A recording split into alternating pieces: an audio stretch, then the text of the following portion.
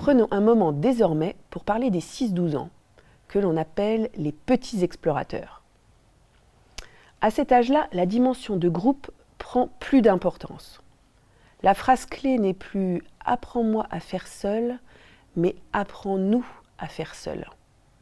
Il y a une volonté de s'ouvrir au monde, d'explorer au-delà de soi-même, alors qu'en 3-6 ans, l'enfant explore surtout ses propres capacités physiologiques et intellectuelles. Ce besoin de collectif ne signifie pas que nous allons travailler en groupe complet. Chez les 6-12 ans, les présentations faites par les éducateurs concernent de petits groupes de 4-5 enfants, en fonction de leur niveau et de leur intérêt du moment. Par ailleurs, chaque enfant a désormais un plan de travail personnalisé. Il rencontre individuellement son éducatrice en début de semaine. Ils planifient ensemble un programme de travail qui mélange des temps de leçons, des temps de travail individuels et des temps de travail collectifs.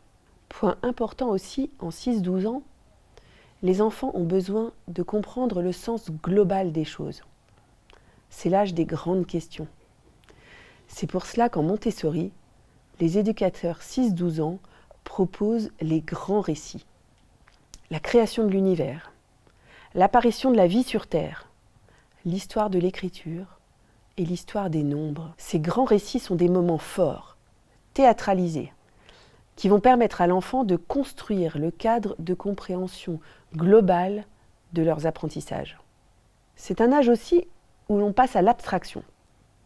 On continue de travailler avec du matériel sensoriel, mais on utilise aussi des cahiers, des classeurs pour travailler, en explorant différents domaines. Celui des langues, des mathématiques, de la géométrie, de l'histoire, de la géographie, de la botanique, des sciences. C'est aussi un âge où on multiplie les sorties, qu'elles soient collectives ou par petits groupes.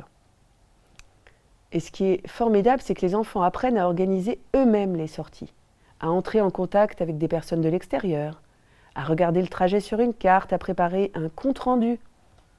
Enfin, c'est un âge où on a besoin de débattre, d'échanger, de défendre son point de vue. Le conseil des enfants qui a lieu chaque semaine permet cela.